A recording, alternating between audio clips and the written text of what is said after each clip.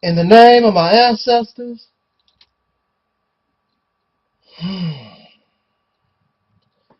peace forever and always, and welcome to another edition of the Reality's Temple on Earth Internet Ministry. Of course, I am the gatekeeper of this particular program, known here on YouTube and many other places as the mighty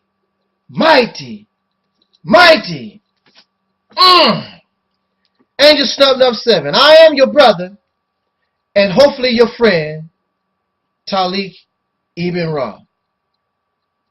I would like to continue my rant, my raving, however you want to call it, or my teaching, or my defense of those who are the descendants of slaves. Defend you from those who dislike your love for your ancestors, love for your family, because they have fallen in love with those of whom hate your family, enslave your family, discriminate against your family, lynch your family, and so many other horrors these beasts have done to your family, and they look like you. They look like us. But they love those who do us so evil that they are called sellouts. They are called Benedict Arnolds. We call them Uncle Toms. We call them Sambos. I call them dark Europeans. Whatever you call them, they are a group of very mentally ill, sick individuals, a sick group of people with confused brains. And I want to present to us a little bit more of that confusion, okay? I want to give this simple example using a little bit of the law created by the people that they love. So don't get angry at me. Get angry at the ones of whom you love so much. The racist pink people of America, Europe, and around the world. They so good to you, ain't they? They give you record contracts. They give you the presidency if you're half breed. They make you a CEO somewhere. They let you drive fancy car. You get to smoke weed. You do a whole lot of things. Ain't they so nice? But you don't have no power. You have no control. You're just here, but you don't control what is here. You don't influence what is here. You have become comfortable being a slave.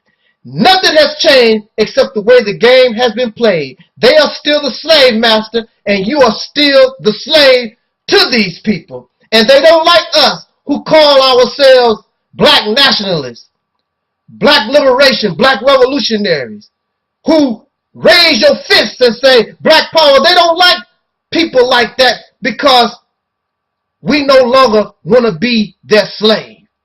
You are unworthy of us serving you.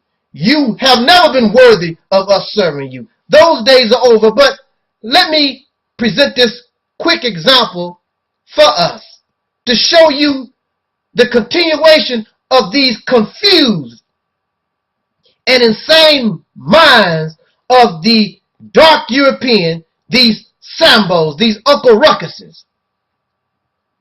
All right, let us say we have a millionaire. Let's say I'm a millionaire. Well, I'm not going to use me for an example. That's okay. We're just going to just say we have a millionaire. He gets or she gets a telephone call from the state police. And the state police has bad news that that person, he or she, parents, have been killed by a truck. Of course, this is going to make you very upset that you have to bury your parents that was killed in an automobile truck accident. Okay. You have feelings and emotion to your parents, especially when you lose them in an accident like this. Now, you are a millionaire. Okay, I'm a millionaire. So since I'm a millionaire, I can afford to bury my parents. I can afford the casket and all the things and whatever. So why would a millionaire take the trucking company to court? The millionaire takes the trucking company to court representing the parents that died in the accident due to negligence of the trucking company. For what? You cannot bring the parents back. The parents are dead and gone. But this is to punish the trucking company for taking my parents away. So I cannot, there's no other way legally I can do this except going to court and sue the trucking company for monetary damages. I don't need the money. I'm a millionaire. But I'm doing this from my parents. Do you understand? Now, you go in now, if you win the money, the judgment against the trucking company, why should anybody go to court and sue for their parents or their child or other relative that is dead and gone? You did not suffer. I did not die in the car accident. I did not suffer any pain and physical hurt from the accident. But I did suffer. You killed my parents.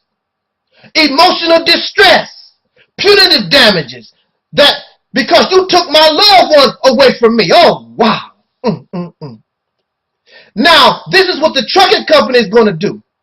The trucking company is going to try to defame your parents and try to make the accident, when it is clear that it was the truck's fault, they're going to try to say, oh, if your parents was not eating a donut, if they wasn't listening to the radio, if they wasn't drinking that cup of coffee, that truck would not have run them over.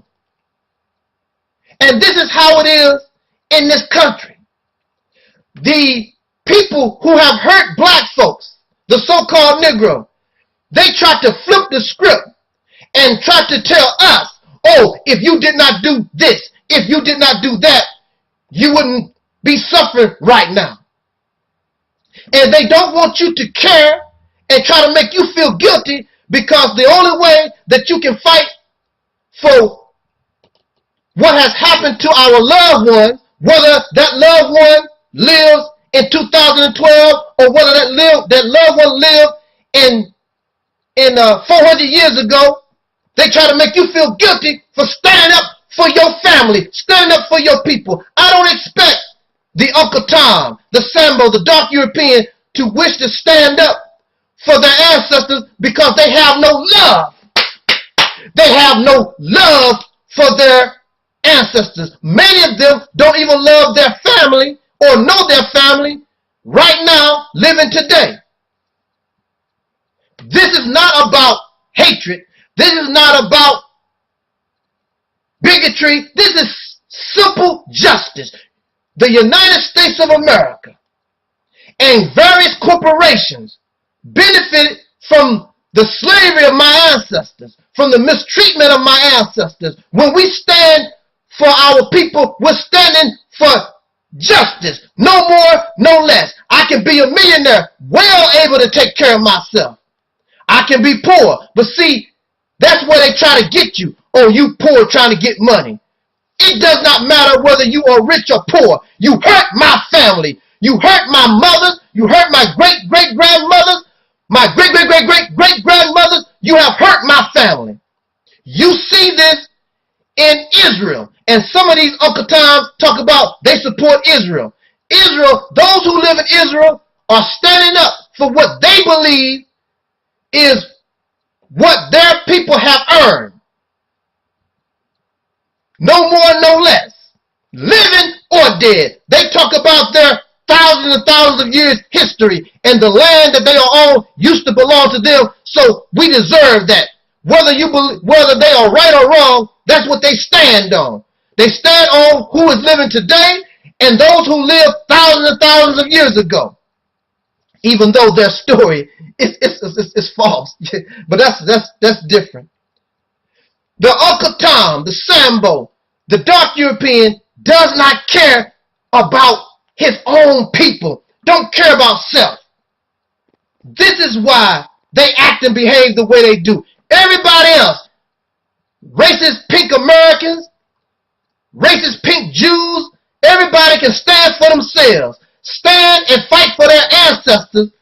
Stand and fight for their nations and country, all except the Negro. The Negro, these dark Europeans don't care nothing about themselves. So since you don't have no feelings, you don't feel nothing for Martin Luther King. You talk, but you don't care that that man died for you more so than Jesus, or Malcolm X died for you, or Nat Turner, and all these great people suffered and sacrificed. Our people, both known and unknown, suffered and died for you. You really don't care, because the only thing on your mind is pleasing your master. You trying to please the trucking company that ran over your mother and your father. How sick! Woo! How sick can you be? This has nothing to do with you trying to get a free ride. It's about justice.